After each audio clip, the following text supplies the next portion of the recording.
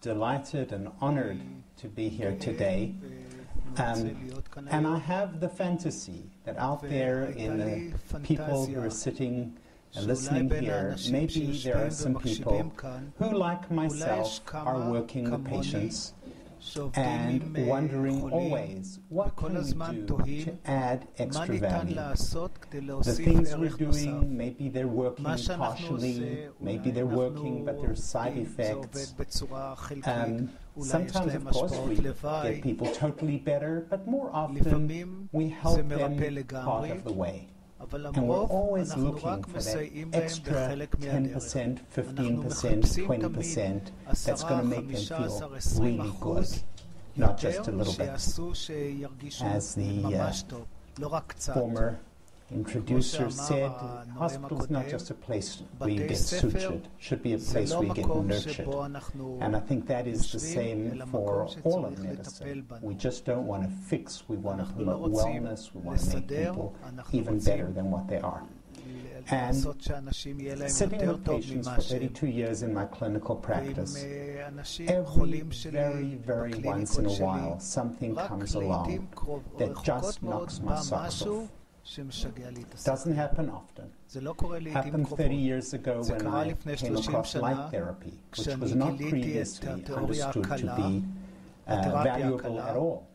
And in fact, there was quite a lot of joking about light therapy when I first came up with it. But now, as we know, it is included in manuals of treatments for depression, for seasonal affective disorder, for daily rhythm problems, etc.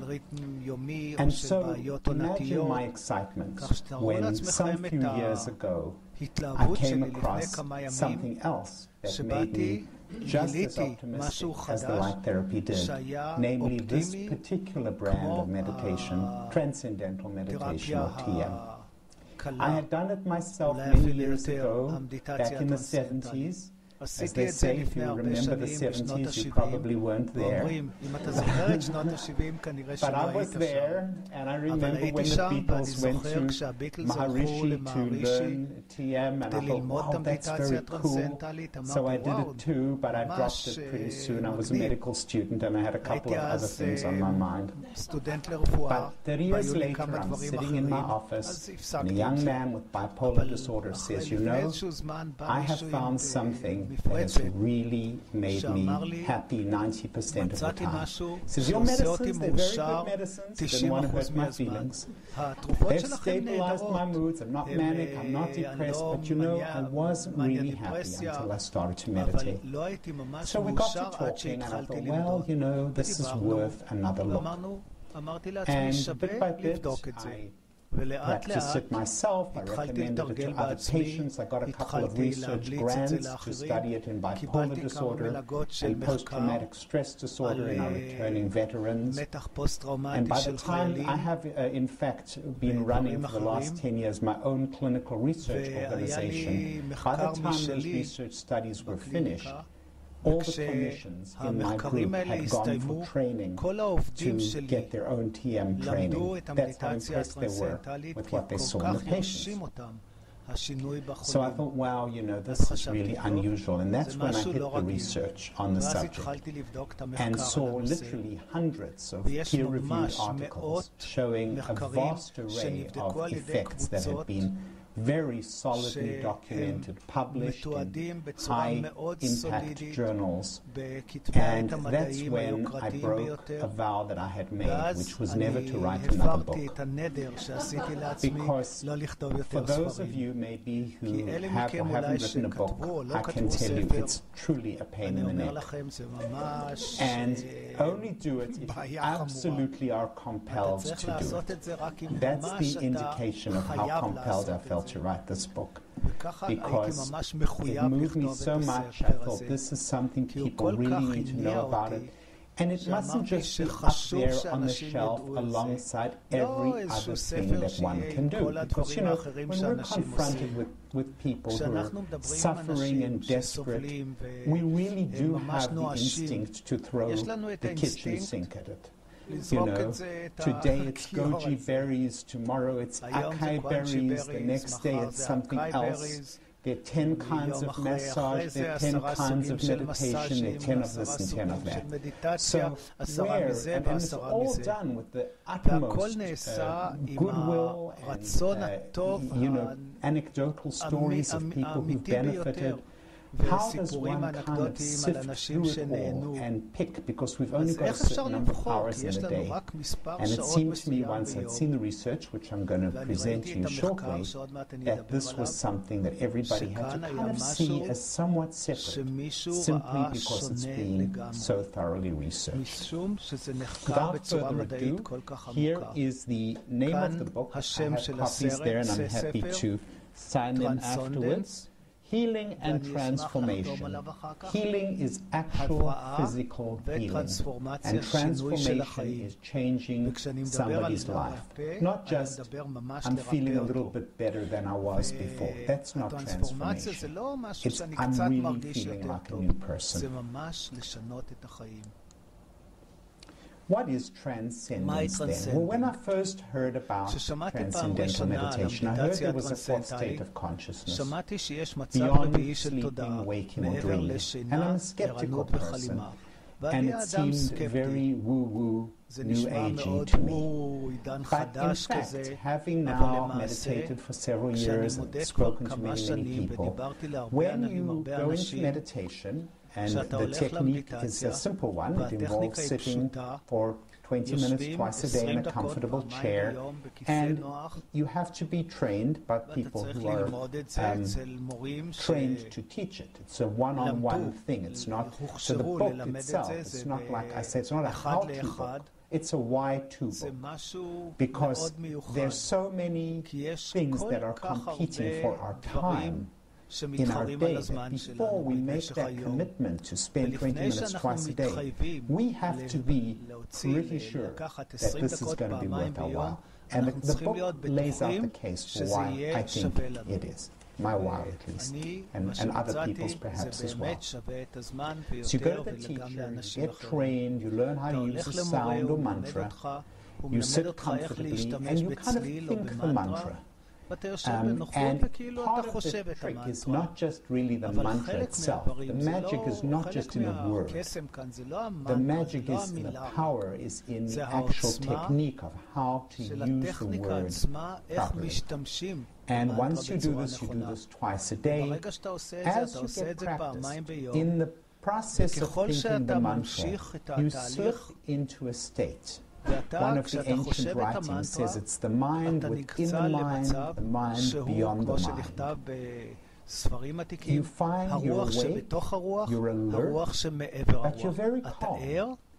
And even though you're awake, there's no actual content. It's not like you're thinking, oh, I've got to do this later today, or what fun I had last night, or whatever. Because you're awake, you're alert, but there's kind of no actual thoughts there necessarily. Thoughts can come and go, but the key is, in this particular pure state, it's a pure state of consciousness. If a pin dropped, you'd hear it. That's kind of how alert you are. But at the same time, your body is so settled and calm. And that is the state of transcendence. And it's very, very pleasant, and unlike any other kind of pleasantness. I've asked some people to describe what would it be like, and some of the descriptions are in the book. One that comes to mind is by the actress Laura Dern. Some of you may know her. And she said, you know, if I had to describe it, I would say it's almost like lying out on the beach after you've had a swim. And there's just a gentle breeze, and you almost want to take a nap, but then you don't take a nap, because you kind of get captured by the moment, by the salt air and the breeze and the sun, and you just go into this really lovely place. That's the closest I can get to describing what it's like to be in the transcendent state. What I have here, which I don't expect you to read, is simply three different categories of meditation. One is focused attention, one is open monitoring, and the other they call automatic self-transcendence. Now, focused attention is where you have a particular target that you return to again and again in your mind. Maybe it's a candle flame, maybe it's a mandala, maybe it's a thought or a prayer.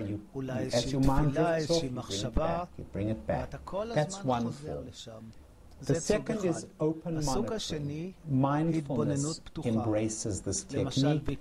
You monitor your breathing, you monitor your feelings, you monitor your moment-by-moment thinking. In fact, both of those techniques have been packaged together in the technique of mindfulness. But very different from that is the use of the mantra in the TM technique. And all I'm really saying here is that not all meditations are the same. They're all different. So when somebody says, I meditate, and somebody says, oh, yeah, I meditate too, and the third person says, well, so do I. You could all be doing something completely different. And it's important to understand that. And in fact, they all have different brainwave effects, which I haven't gone into here.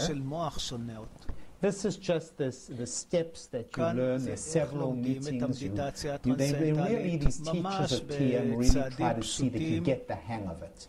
And you know, it's a very, very simple technique in that almost anybody can get it. So then the first question is, well, if it's so simple, why do I need a teacher? Well, it's one of those things that it's like a knack or a practice art that, I mean, all of us can swim. Hopefully. But we had to be taught initially. And in fact, I even compare in one point of my book, Swimming to TM, because I don't know if can any of you remember that first time you were able to get your feet off the bottom of the swimming pool and you were actually able to float and propel yourself?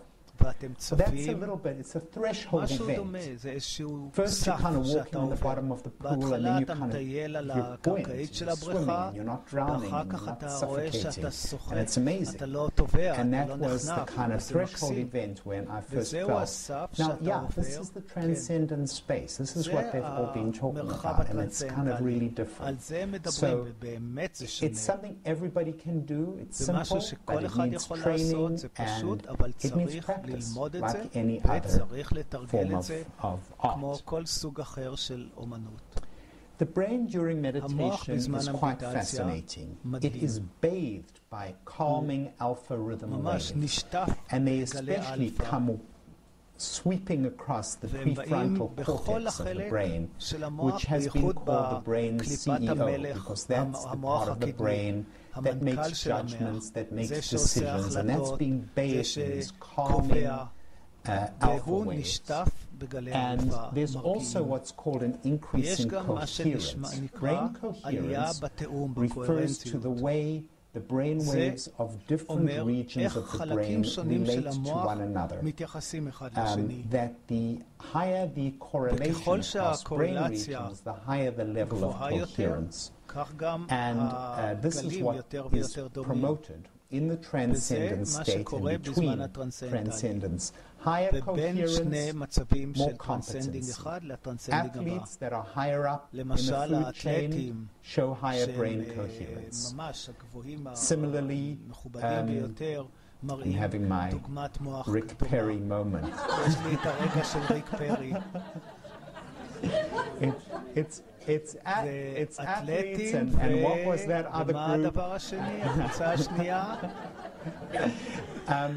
Business folks in Norway. The higher they are in the pecking order, the more brain coherence you see. The managers have high levels of brain coherence and the line people much lower. So TM promotes brain coherence, and brain coherence is associated with higher levels of competency and success.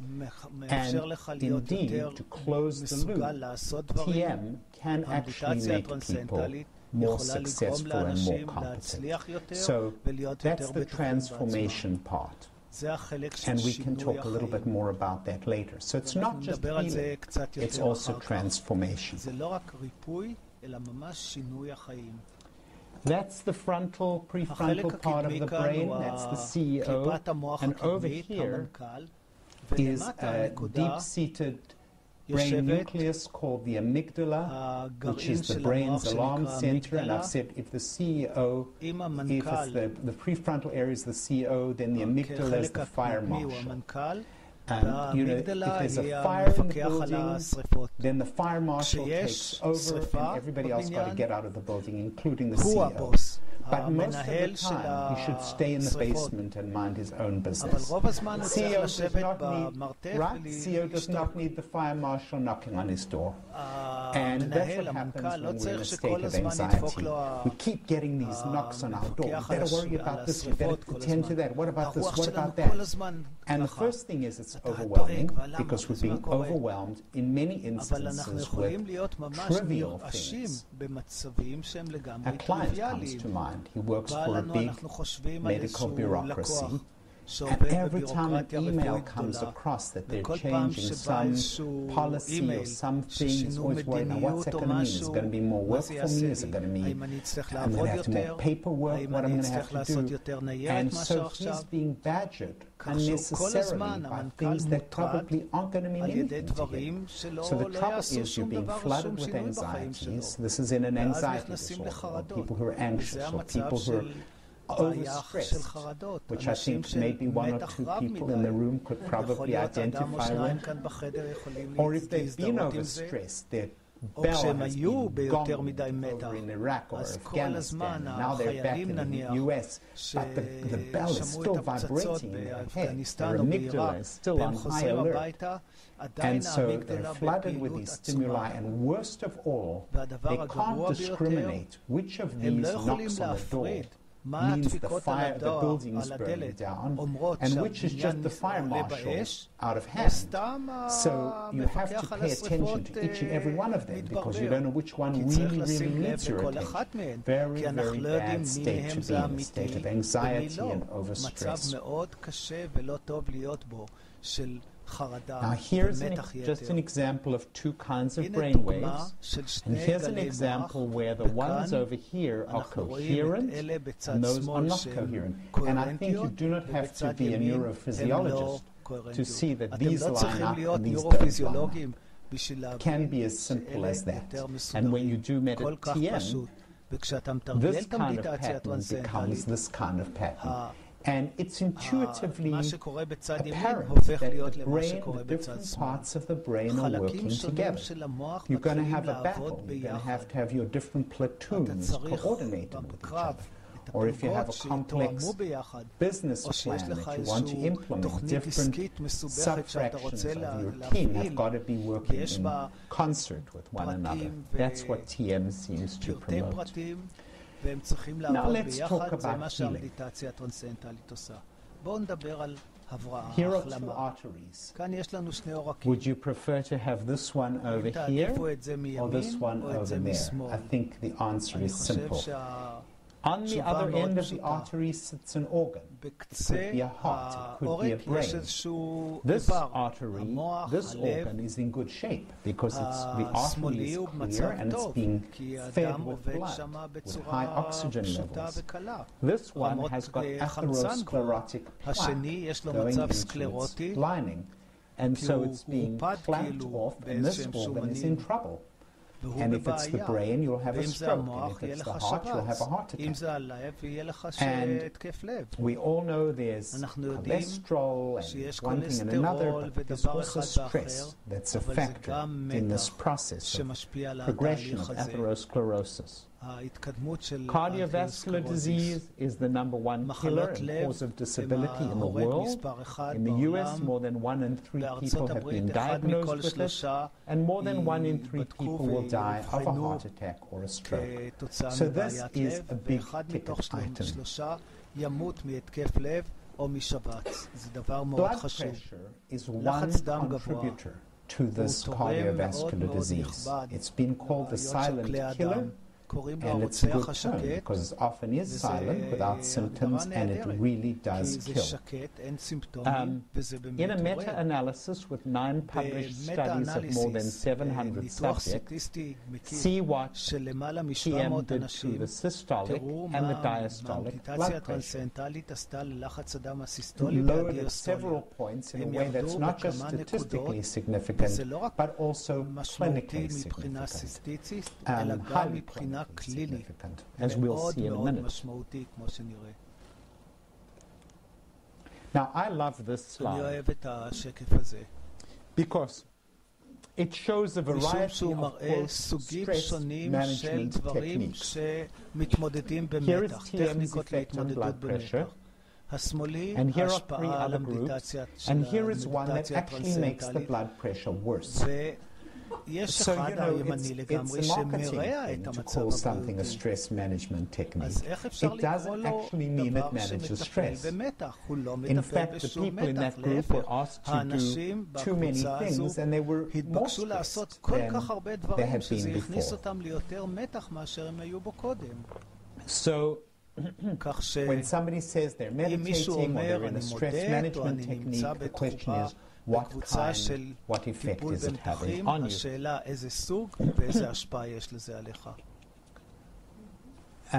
Now, atherosclerosis actually can get reversed. This is the carotid artery, the artery in the neck, ultrasonography, showing a controlled study comparing this 29 subjects and 31 subjects, health education, where you see a progression of that atherosclerosis, and TM, where you see an actual regression of atherosclerosis. Because in its early phases, it's reversible. In late phases, where there's calcium there and stuff, you can't reverse it, but you can in the early phases. And the TM can do that. Now, this is another parameter, and I won't belabor these. This is left ventricular mass, big left ventricle, bad news. Health education, the ventricle goes on enlarging. TM holds back the enlargement of the ventricle. Insulin resistance, I'm sure we've all heard about it. The belly fat that doesn't let the insulin push the sugar in the metabolic syndrome, reduced by TM, increased by the control, which is health education. So we're seeing all these different things that TM is actually doing in randomized controlled studies. Now the question is, okay, so does it really make a difference? Well, I imagine the researchers sitting around saying to one another, you know all those people we put through controlled studies all those years ago, I wonder what happened to them. Did they keep meditating? Did they have a different outcome? Did it prolong their lives? Did they die more or less than other people? We don't know. We didn't follow them up. Too bad we never had enough funding. And then somebody says, well, what about looking at the death records of those people? There are national death statistics, including the cause of death. What about looking at the ones that got TM and the ones that got the control and see if it made a difference? Well, to their amazement, there was a 23% reduction in all causes of death and a 30% reduction in cardiovascular death in those who had the TM an average of 7 or 8 years earlier. Can you imagine? They don't even know if these guys kept meditating.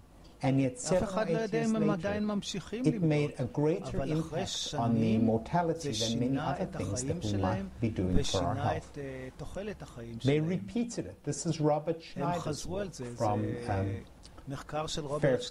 Moorish University, but published here in the archives of internal medicine, top-class journals, where the reduction in death, heart attack and stroke over 5 years was reduced by almost 50% in a group of people who were at risk for cardiac problems who were getting all the usual standard of care treatment.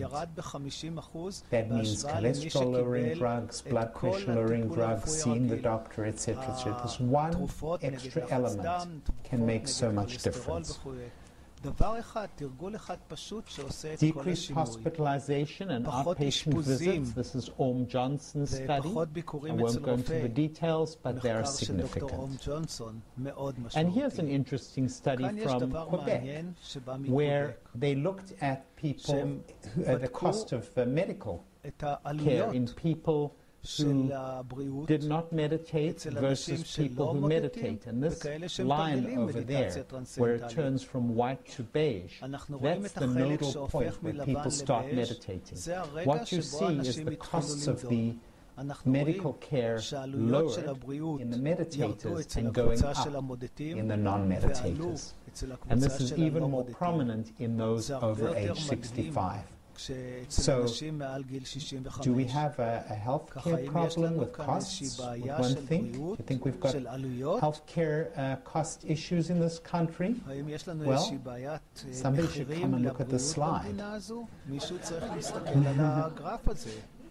Anybody know President Obama personally? It would be nice to show him these slides, because this is a very simple thing. I mean, if you think of the cost of teaching somebody to meditate, because basically what you're doing is you're empowering a person. You're empowering a person to take their health into their own hands, to give them a technique. It's the same as if a person exercises. They're getting a technique that's going to help their longevity, that's going to help their health.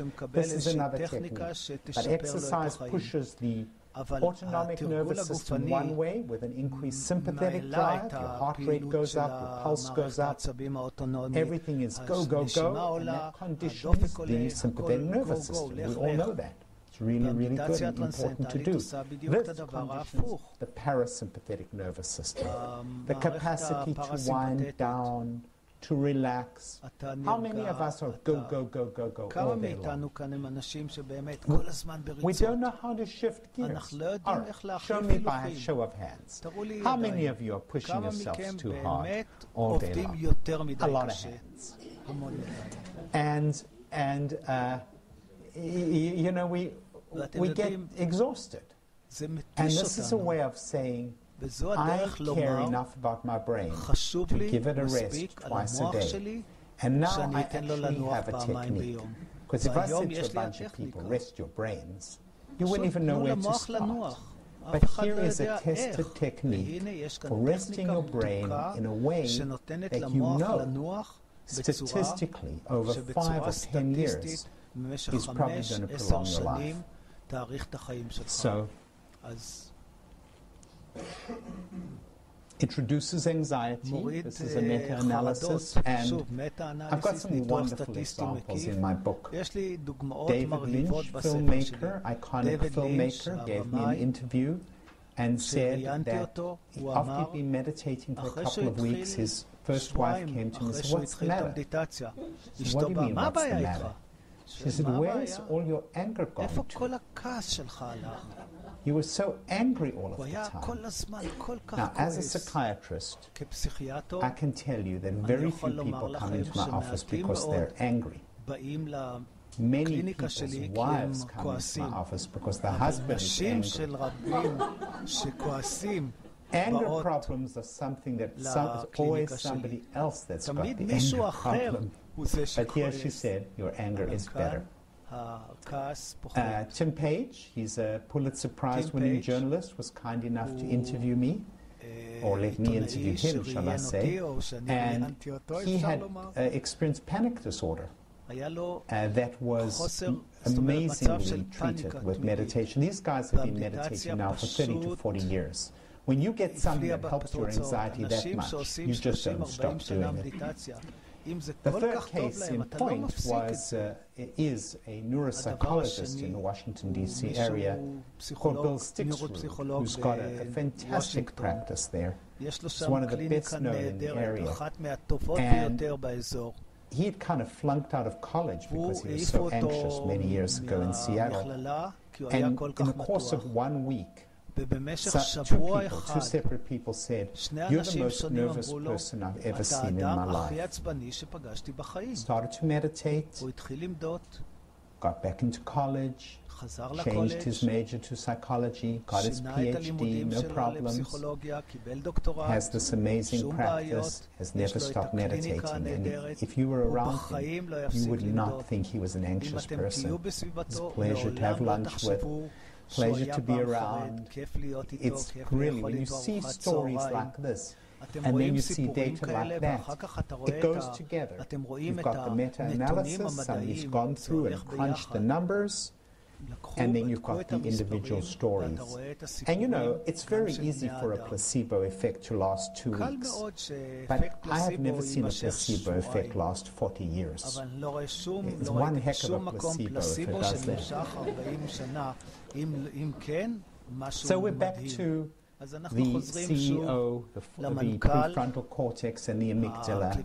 That's what's problematic in anxiety disorders, but also there are other things, even attention deficit disorder.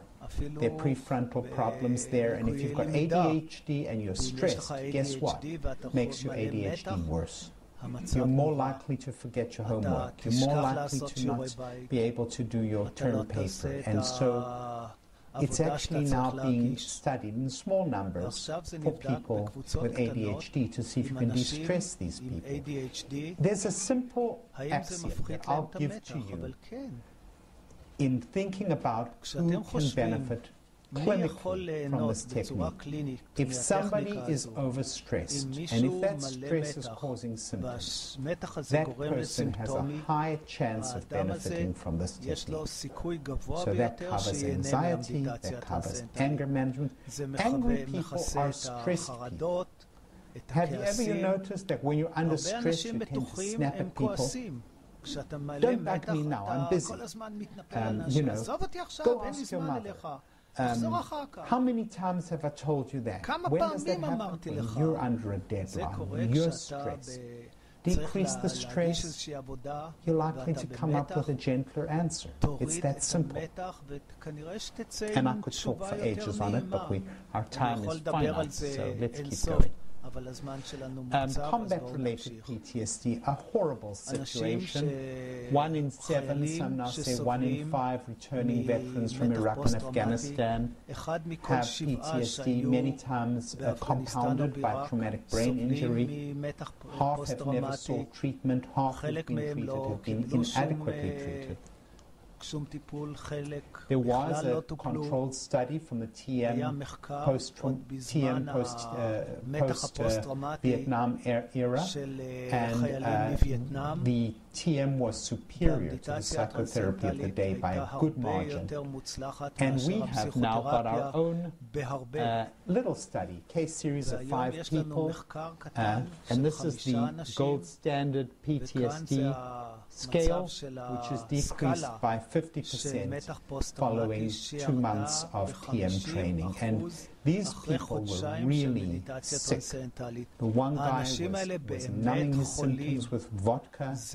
He had sustained an injury he was a driver of a Humvee in Iraq. He'd gone over an IED, it exploded, there was injuries, he felt guilty, he felt angry with his commander who directed him to go along a road that was known to be a hotbed of IEDs. Comes back to the US, he's overwhelmed with anger and fear and jumpiness. And every time he goes over a pothole in the road, he flashes back to the IED in Iraq, and he wakes up with nightmares at night thinking that he's being attacked by the enemy when he isn't. One night he actually has his girlfriend in a chokehold because he thinks she's the enemy. Well, all this settled down after the TM. Got a job, relationship improved, finished college, was really an amazing turnaround. And we saw it in about 4 out of the 5 people, I would say. The one was really, I can't say there was a persuasive change, but the other 4, we got letters about how this guy now does his TM twice a day. He says the morning one just sets him right for the day, the afternoon one kind of enables him to decompress after a difficult day.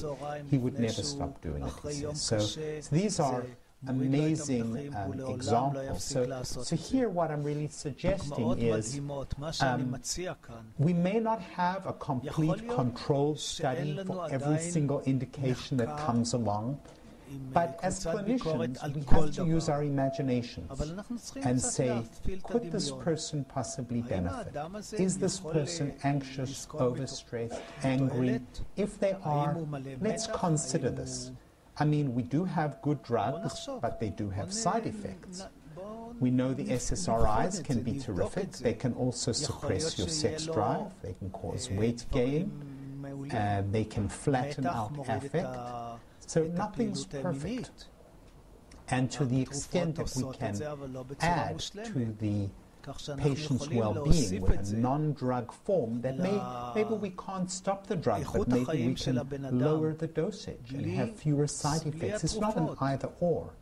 It's a matter of using everything we can to promote wellness. I love that initial introductory comment. Alcohol and tobacco addictions, I'm not going to go into any great detail. There are 19 controlled studies. And there's an impressive literature on that, but it may be beyond our current conversation. And there's a wonderful schools literature, schools where the kids are stressed. Visitation Valley Middle School is in a slum in San Francisco, and the kids there were creating so much pandemonium. One of the researchers said that the first day he walked there, there was a huge teenage kid banging a garbage can against the wall of the corridor.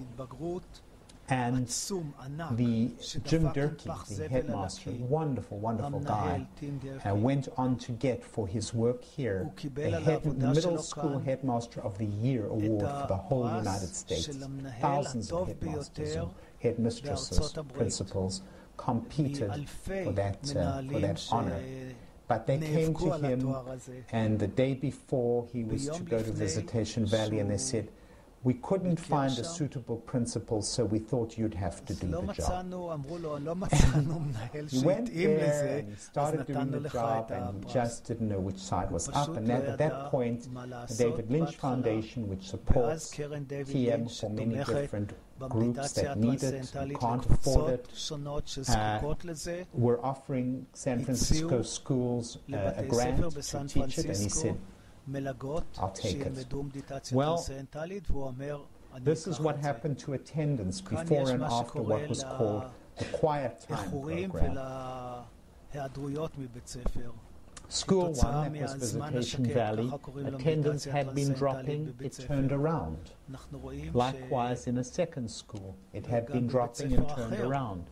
Same with grade point average, down and then up, down and then up. And in particular, what's called the holy grail of education is to close the education gap, to help the lowest performing students perform a little higher. That's one of the hardest things to do. It helped close that gap. So why is this? Well, when you're on your way to school and you have bullets whizzing and you see a corpse on your way and you think that the next one could be you, and you land up in your classroom, you don't exactly feel ready to study algebra. Your brain is in shock. And so the principle behind what's called consciousness-based education is first get the student in a mentally receptive state of calm alertness. Does that sound familiar? If somebody's calm and alert, that's when they study best. If somebody's traumatized and stressed and worried about their family, worried about their safety, they're not going to be able to learn. So that's why, even though these people need so many things, they need food, they need shelter, they need math teachers, they need all kinds of things, one of the things that these educators are recognizing is that they need calmness, they need focus. That's what the TM has been able to give them. וזה המדיטציה הטרנסנדנטלית נתן להם. Maslow's hierarchy of needs. הצרכים All of us ההיררכיים who've של studied מאסלו. psychology have learned כל it. מי This is שלמד the פסיכולוגיה pyramid. למד At the את bottom are הפירמידה all the הזו. things למטה זה physical. כל We need הדברים food and שאנחנו warmth. We צריכים, need אוכל security and וחום safety. We need intimate relationships. We וביטחון, need to feel ואנחנו we've צריכים accomplished יחסים something. אינטימיים But right at the ולהשיג top, משהו. we אבל really לגמרי feel למעלה we want to be the אנחנו best we can רוצים be. להיות As במצב Maslow הטוב says, ביותר artists שאנחנו. need to paint, musicians need to make האמן music. צריך We לצייר, all have המוזיקאי that part צריך of לכתוב מוזיקה. ourselves that strive כל to say, אחד מאיתנו יש we've got the משהו special בעצמי little שלו, gift and talent. We just שבו אנחנו really want יותר- to fulfill it. It's called self-actualization. All of us want to, whatever it is we really do, we want to be proud of it, want to do it the best way we can. This has actually been shown to improve dramatically with TM. So that's why I talk about transformation, because it doesn't only prolong your life, it doesn't only prevent heart attack and stroke, but it can really turn around a school that's in distress, it can help an addict recover, it can help these terribly anxious people be incredibly functional human beings. Film director David Lynch, neuropsychologist Bill Stixrud, Pulitzer Prize-winning journalist Tim Page. These people were disabled by their anxiety and are now leaders in their different fields. That's what I mean by transformation. And studies where they've actually got scales of self-actualization have shown that it can increase people's ability to self-actualize. The book Transcendental, it was the easiest of all my books to write. And I think it was because of being meditating myself, feeling the joy of the creative process, feeling the flow. There's an author called Susanti Mahaley who wrote a book called Flow, which is all about being in the moment and feeling like the moment is very exciting and very moving. Whatever it is that you do which engages you and fascinates you and thrills you when you're doing it, it's almost like time stands still. And this promotes the feeling of flow and the feeling of, yes, this is what I want to do. Well, recidivism in jails, I'm not sure it's of any immediate relevance, hopefully to anybody in this group. So we'll skip this slide. But it helps. And harmony. What do I mean by harmony? Well, in my experience, people who meditate, it promotes harmony. It promotes it in one's own mind, in the coherence where different parts of the mind are working in better harmony with each other. It promotes it between mind and body. The mind isn't hurting and stressing the body. It promotes it in families, couples who meditate together, stay together, because they're bringing this calm lagoon of peace into their home on a daily, twice daily basis. It brings it in groups. What we're seeing now in the last year in particular has really stepped up is groups of people, organizations embracing TM. Oprah Winfrey has just had her whole organization trained in this technique. She can certainly is in a position to choose which technique she wants her people to learn. They're all learning this technique now, and other organizations are following. Why is that? Because those of us who've worked in organizations know they're not always pleasant places. People are stressed, so what do? They snap at each other, they gossip about each other, they undermine each other. Oh, here's a little memo.